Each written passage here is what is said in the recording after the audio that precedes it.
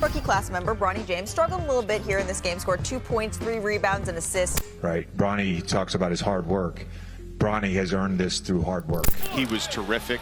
He had 8 or 9 possessions. Saying, I don't think Bronny is a pro, and that because of his name, he's going to be with the Lakers. Here we go again. Another f***ing Laker video. I'm really starting to hate making these, to be honest. I can't believe it's been 2 weeks since the start of NBA free agency, and the Los Angeles Lakers still have not signed a single free agent. Instead, we get this incredible Bronny James circus, which has Laker Nation more divided than ever. So Bronny just played his 3rd game versus the Houston Rockets. How did he do? Well, we're here to cover all of it. Before we get to the content, we are less than 30,000 subscribers away from getting to 1 million subscribers. If you want to join us on our crusade to 1 million, make sure you check you're subscribed and have our notifications on. And now that we get all that out of the way, cue the intro.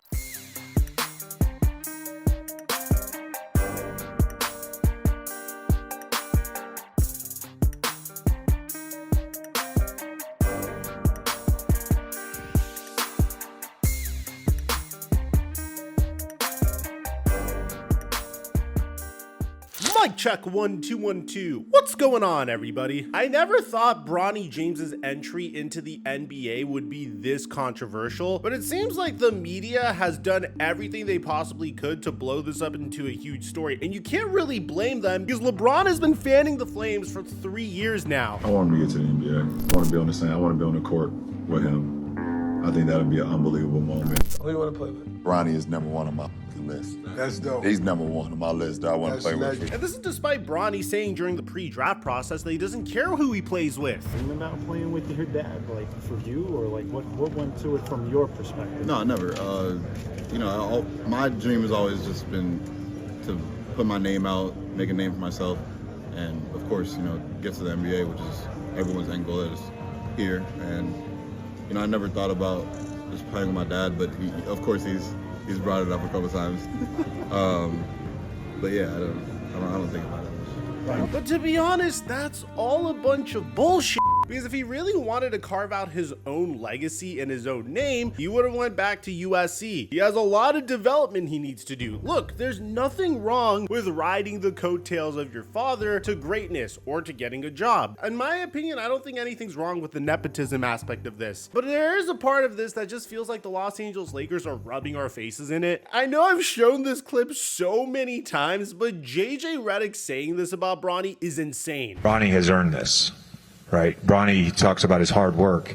Bronny has earned this through hard work. And on top of that, the thing that irked me the most is Bronny didn't need to get paid a 4-year, $7.9 million contract that guaranteed him $4.4 million. I mean, I've shown you this chart before comparing him to previous second-round picks, but at the end of the day, he's LeBron James's son. But this entire offseason gives you an idea of what the next 2 years of the Los Angeles Lakers are going to look like. It's going to be all about LeBron James playing with his son. That's really about it. Anthony Davis is just chilling there, happy to be collecting a check and playing in Los Angeles. He has his ring. D'Angelo Russell's just happy to be playing with LeBron James. JJ Redick is happy to be coaching. I mean, a few months ago, he was making podcasts with LeBron James. Meanwhile, the entire Western Conference got significantly stronger. From the OKC Thunder acquiring Alex Caruso, Minnesota Timberwolves trading for Rob Dillingham, the Dallas Mavericks getting Klay Thompson, who was supposed to go to the Lakers, by the way. New Orleans Pelicans had DeJounte Murray donated to them. He was supposed to go to the Lakers as well. And the Spurs signed CP3 and traded for Harrison Barnes while also drafting Stephon Castle. The Sacramento Kings also got DeMar DeRozan, who was also supposed to go to the Lakers. And the craziest part about all of this is LeBron James was willing to take a pay cut to get any of these players, but nobody wanted to play with LeBron James at this stage of his career because they all know what the Lakers are currently. They are not even close to contention. This isn't even a play-in team. Now, the only bright spot from this offseason is obviously the Lakers getting Dalton Connect, but with all this circus going around Bronny James, maybe he's good at playing basketball. So Bronny made his summer league debut a few days ago, and his clips have been going absolutely viral. The people that are standing up for him are saying, if you watched the games, you'd know that Bronny James has been very good defensively. My biggest issue with with Bronny in the Summer League is this man loves to gamble at the most unnecessary situations, like right here. Unfortunately for Bronny here, Colin Castleton is right here to make sure that even though Bronny wants to gamble here for a steal, which is a horrible time to gamble by the way, Colin Castleton's right there to get his back, primarily because this man is supposed to cut to the basket, but he never does. Because it's the fucking Summer League. Most of these players don't have basketball IQ anyway. But this, for instance, is an example of Bronny James playing stellar defense. What happens when Colin Castleton isn't there to get Bronny James's back? Well, that's when things like this happen. You can see in this particular case, there was help defense here once again. Colin Castleton's right there, yet for some reason, Bronny James just likes to chase the pot of gold and tries to get a steal. If you look at this in slow motion, you'll see that this is exactly the problem. Bronny goes for the steal, gets absolutely cooked, and Williams is able to get to the cup despite Castleton being there. And it's just this lack of basketball IQ that really just concerns me, because at this point, just look at Bronny James as a player, and a part of you's like, what do you really bring to the table, with all due respect? This is the NBA Summer League. And awful coaching gives a very good insight to this one play from Bronny James that just gives you an idea of how bad his basketball IQ truly is. Okay, so Bronny James is absolutely useless in the half court offensively, so we need to get easy buckets.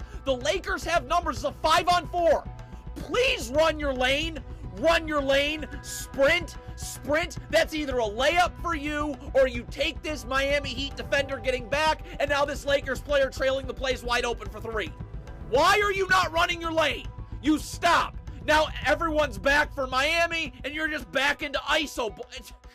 If you guys want, there's plenty of plays like that in this video, but this is kind of my concern with Bronny James. A lot of it has to do with basketball IQ. At the very minimum, that's what we were supposed to have in Bronny James. At the very minimum, we thought that LeBron James's son would have some semblance of a basketball IQ. And I'm not just looking at his stats, I'm looking at the stuff that doesn't show up on the scoreboard as well. I'm looking at how he's affecting the rest of his teammates. But I will admit that some of the hate is kind of crazy, like when he airballed this shot during a dead period in the game. So a lot of people are saying that Bronny might be a little overhated, but at the same time, how could he not be? I mean, this is a guy that's been getting hyped up for years. He gets drafted to the Los Angeles Lakers when, with all due respect, he really wouldn't be there if it wasn't for LeBron James. And there's nothing wrong with that, but he also gets this guaranteed contract to play with the Lakers. And when he's out there in the Summer League, he just looks like he doesn't belong. I know a lot of people are just gonna say, Mike, what about Victor Wembanyama?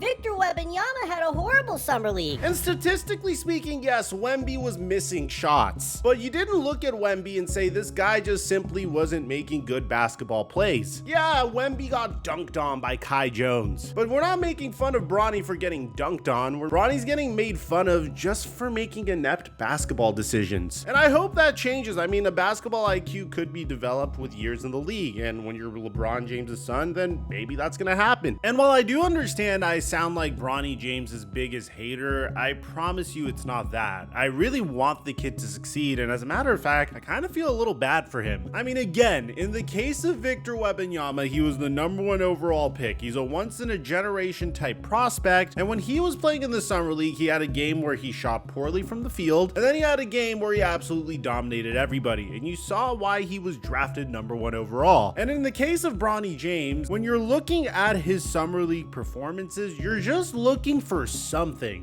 to latch onto. One reason that the Lakers can rationalize drafting him straight into the NBA and giving him a fully guaranteed contract, which, by the way, a new thing that Shams has been doing ever since people have been calling out Bronny's contract is he would tweet out other second-round picks that got a similar type of contract to Bronny. I mean, like the 41st pick in the NBA draft has agreed to a 4-year, $8 million rookie contract. I don't know, I just personally found that kind of funny. When you take a look at Bronny versus other legitimate NBA prospects, I mean, for instance, Bronny had to guard Reed Sheppard in his next Summer League game, and it was kind of a wild contrast to see these two prospects go up against each other, because on one end of the floor you saw Reed Sheppard's smooth dribbling, his ability to easily pull up for three, and him just straight up torching Bronny. And on the other side, you would periodically see Bronny make the right decision, like right here, he he filled in his lane and got a wide open dunk at the basket, which by the way is great because sometimes he doesn't make the correct basketball play, and in this particular instance, he made the right basketball play. You also saw plays like this where the play collapses and Bronny James took it in and was able to finish in traffic, which again, very impressive. But at the same time, Bronny James shot 3 of 14 from the field, 0 of 8 from 3, but he had 8 points, 5 rebounds, and 2 steals in that performance. 3 of 14 from the field is crazy, but the fact that there's something that we could cling on to is remarkable. Now, unfortunately, that's not what we could say about his game versus Boston. The good news is Bronny James is very realistic in terms of where he's at currently in his NBA career, even saying that he doesn't mind playing in the G League after scoring 8 points in that performance, saying, "I'm just looking forward to any basketball I play, no matter what level I'm playing at." And the embarrassing part about this is the entire Laker coaching staff is trying to make this sound like it's completely normal and that Bronny's this high IQ, very intelligent basketball player that one day is going to be very, very successful in the NBA. Last game of the Cali Classic, defensively,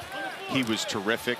He had 8 or 9 possessions where, whether it was ball pressure or switching, just making plays defensively, that's been a real point of emphasis in all my conversations and the times I have been with the team on the practice floor.